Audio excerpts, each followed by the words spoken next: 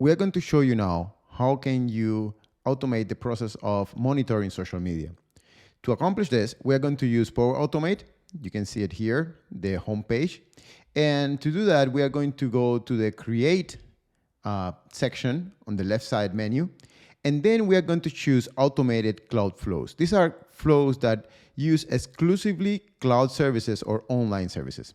Once we click here, we have the opportunity to create a flow, to name a flow, and we're going to call this flow Monitoring Social Media.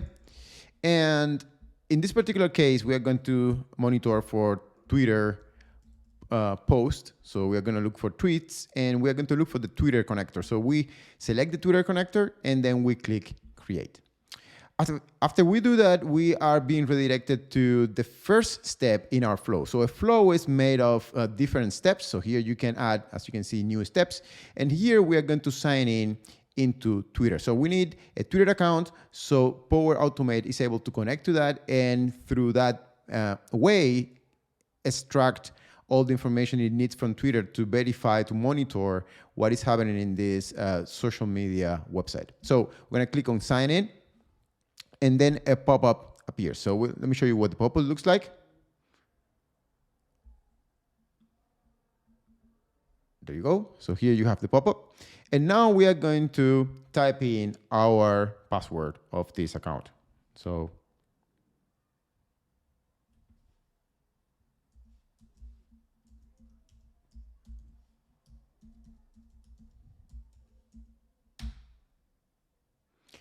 and after we have successfully signed in, you see now we can actually search for content inside of Twitter. And as you can see, the content that we can find in Twitter can be anything. Could be just, a phrase, or it could be a hashtag. We're going to search for the hashtag.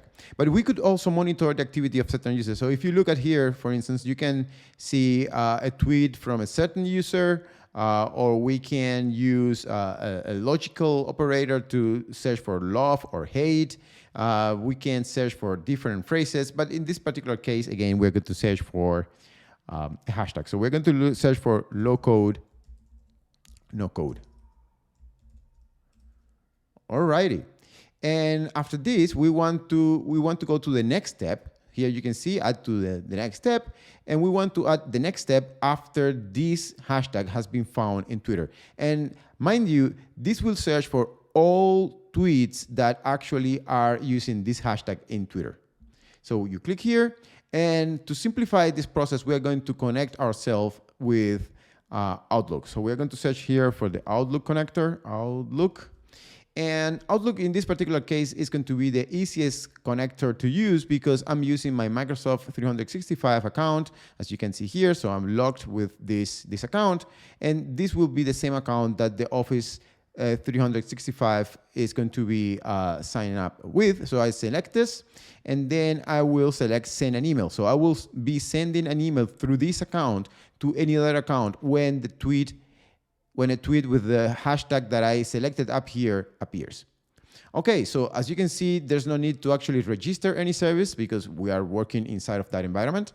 And we are going to specify which email address we want to notify with this message. And we're going to send the message to this email account, which it turns out that is the same email account that we have used to sign in here, but it doesn't have to be. It could be any email account. You can just add a list of email accounts. Now, the next step that we're going to use is to create a subject for the message that we're going to send to this email account, okay? So what we do here is to type that subject, and as you can see now, we have a new window here that is called the dynamic content that allows us to take information from the tweet that is being created, and we can add that as a placeholder inside of the subject. So if we type, for instance, here, a new tweet has been created by the user, and then we can come here and say tweet by, and when we send the email, the username of the person who created this tweet is going to be added to the subject. And here in the body, we can add a message. So hello, the user, and then we add again the username. has posted the following tweet. There you go. And then we add the tweet test. And finally, after we have these two things, we can finally close the dynamic content dialog, and we can click on the save button to save this flow. There you go.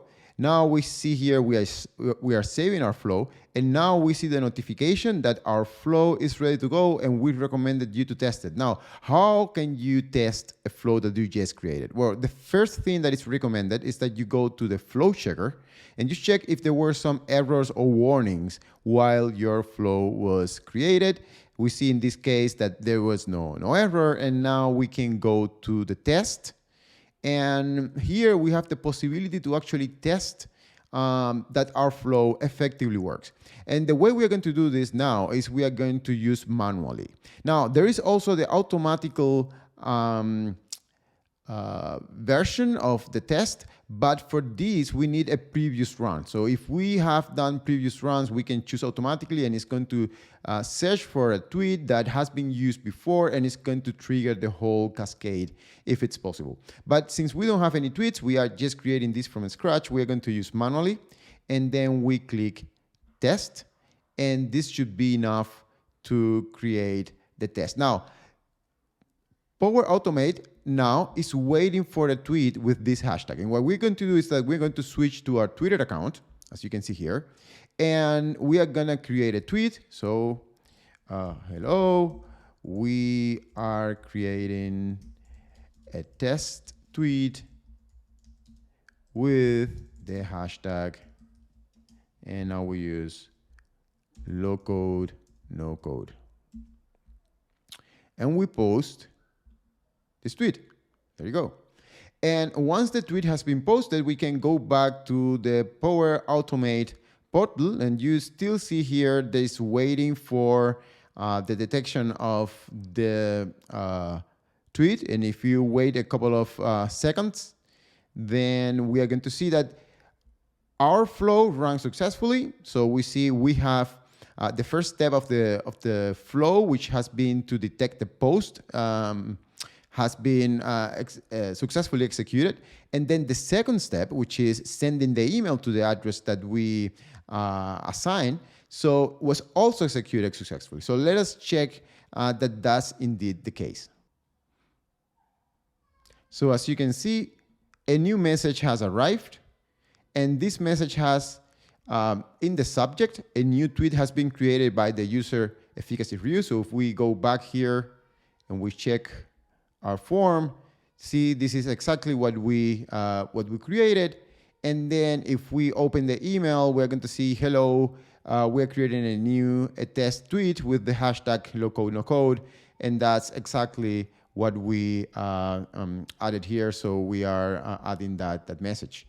So as you can see, the flow has run successfully. Now, once that we have created our flow, we can just go back to the overview. We can just go back to the overview of for this flow. So in this particular flow, we have the monitoring social media. We see the name of the flow, who is the owner, when it was created, when it was modified, what kind of flow is that? This is an automated flow. And we can see the runs that we have had. So as you can see, the flow was run a minute ago. It takes us 52 milliseconds to actually run the raw flow, and it was successful. If we would have more runs of the flow, we are going to see them all here. So we could go back to our flow. So if we go to edit again and we go and click the test button, now we can go to automatically with the recently used trigger, and then we can test our flow again. And now it's going to run successfully. Now we don't need to go to Twitter and create a new tweet, because we already have a tweet that activated a previous flow, so the same flow. And if we come back here, we see that now we have a second flow, flow that has been executed, and this one ran 17 seconds ago, and it was successful. The test was just successful. Additionally, we see here what permissions we have given to this flow. So you can see here that it has permissions to access our Office 365 Outlook account, and it has also access to the Twitter account to be able to scan Twitter for the information that we are interested in. At any moment, we can remove the permissions here or here, and even in our Twitter account, we can come back and go to the security and account access, and here if we click on the security and account access to the app section, app and sessions, we can remove the Microsoft account and we can revoke the permissions at any moment. So that's also possible, and with that you can actually revoke all permissions that you have given to your application.